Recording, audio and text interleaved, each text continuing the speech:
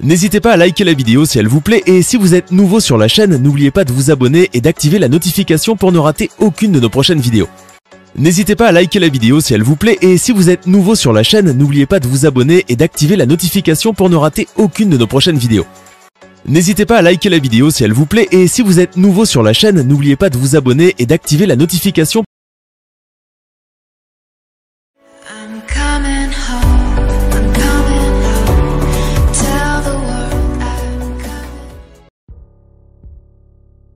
Le contrôle des Rothschild.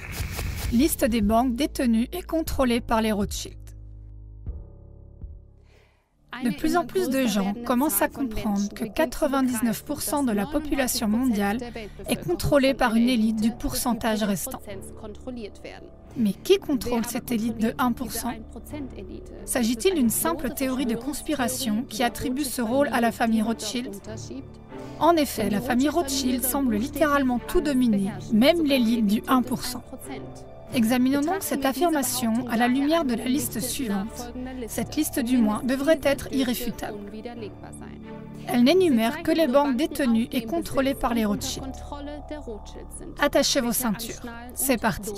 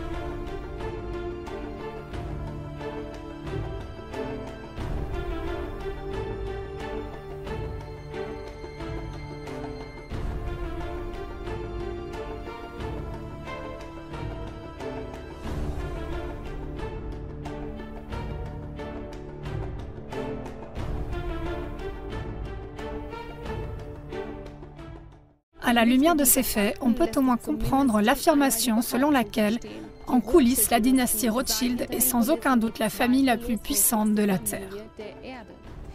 Leur richesse estimée s'élèverait à 500 billions de dollars. Aucun être humain ne peut rationnellement comprendre ce chiffre, car 1 billion est égal à 1 million de fois 1 million. 500 billions de dollars serait alors 500 millions de fois 1 million de dollars, donc un 5 avec 14 zéros. Bien évidemment, il est impossible de prouver de manière pertinente cette somme estimée. Avec des actifs de cette ampleur, ce patrimoine se comporte comme les bas-fonds de l'océan.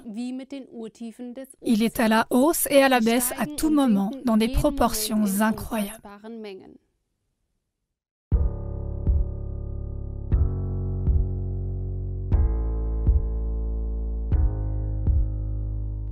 La Federal Reserve Bank et l'Internal Revenue Service, IRS. Le fait que la US Federal Reserve Bank soit dans des mains privées est pratiquement inconnu du grand public. De même, le grand public ignore que la Fed se trouve sur un terrain qui lui appartient et qu'elle est protégée par les lois américaines. Cette société privée imprime l'argent pour le gouvernement américain, qui lui verse des intérêts pour cette faveur. La Fed est à son tour contrôlée par les dynasties Rothschild, Rockefeller et Morgan. L'ensemble des États-Unis est donc endetté envers la Fed. En outre, la plupart des personnes vivant aux États-Unis n'ont aucune idée que l'Internal Revenue Service, IRS, est une autorité étrangère. Plus précisément, l'IRS est une société étrangère privée du Fonds monétaire international, FMI, et elle est l'armée privée de la Federal Reserve Bank, Fed. Son objectif principal est de garantir que les Américains payent leurs impôts et soient tous de bons petits esclaves. En 1835, le président américain Andrew Jackson a déclaré son mépris pour les banquiers internationaux. « Vous êtes une fosse pleine de serpents et de voleurs. J'ai décidé de vous exterminer. Par Dieu Tout-Puissant, je vais vous exterminer. » Si seulement les gens comprenaient l'injustice abominable de notre système monétaire et bancaire, nous aurions une révolution avant demain matin.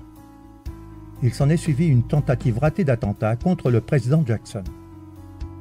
Jackson avait dit à son vice-président, Martin Van Buren, « La banque, M. Van Buren, essaie de me tuer. »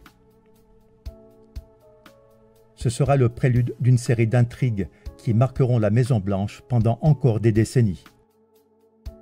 Les présidents américains Lincoln et John F. Kennedy ont tous deux été assassinés dans leur tentative de libérer le pays des banksters. Les mégabanques du monde. Il y a deux mégabanques qui offrent des prêts à tous les pays du monde. La Banque mondiale et le FMI. La première est détenue conjointement par les plus grandes familles de banquiers du monde, les Rothschild en tête, tandis que la seconde est entièrement détenue par les Rothschild.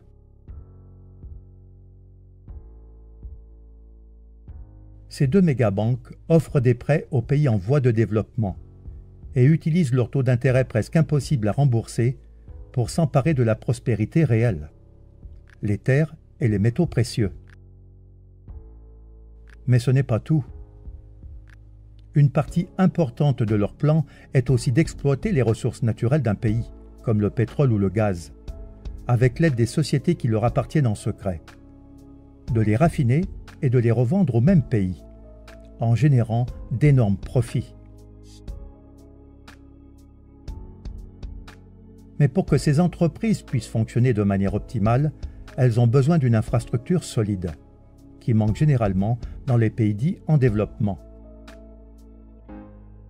Ainsi, les banksters, qui offrent même des prêts presque impossibles à rembourser, s'assurent à l'avance que la majeure partie de l'argent soit investie, vous l'avez deviné, dans des infrastructures.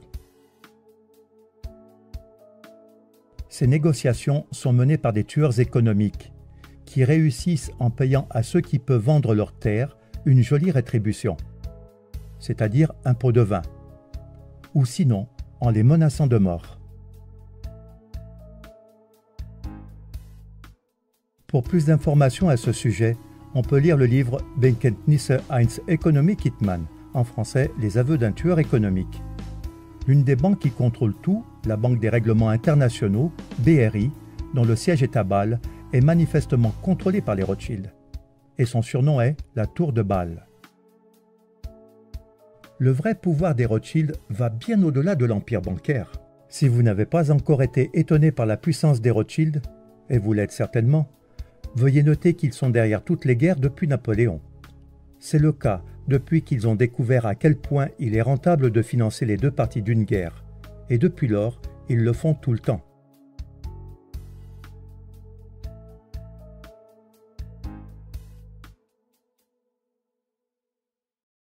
En 1849, Gutle Schnapper, épouse de Mayer Amschel Rothschild. Si mes fils ne voulaient pas de guerre, il n'y en aurait pas. Le monde est donc en guerre parce que c'est très profitable pour les Rothschild et les banksters leur alliés parasites. Et tant que nous continuerons à utiliser leur argent, le monde ne vivra jamais en paix. Il est important de noter dans ce contexte qu'il s'agit d'une société secrète sectaire et non d'une conspiration juive, comme beaucoup le pensent et se laissent conduire à la discrimination raciale. Même si ces banksters se disent juifs, ils ne le sont pas.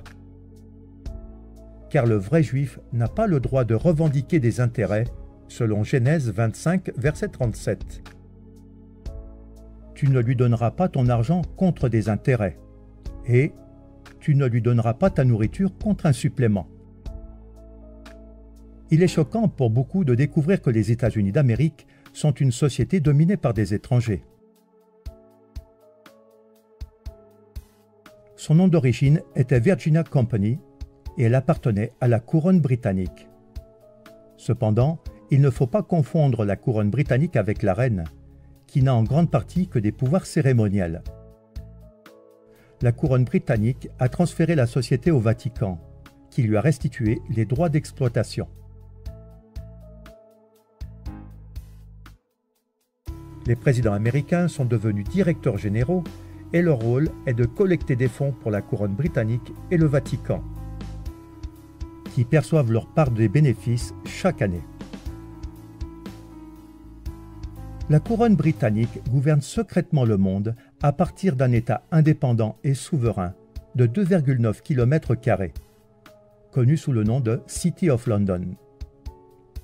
Cette autre couronne est constituée d'un comité de 12 banques dirigées par la Banque d'Angleterre. Devinez qui contrôle la Banque d'Angleterre? Oui, exact, les Rothschild. En 1815, Nathan Mayer Rothschild fit la déclaration suivante.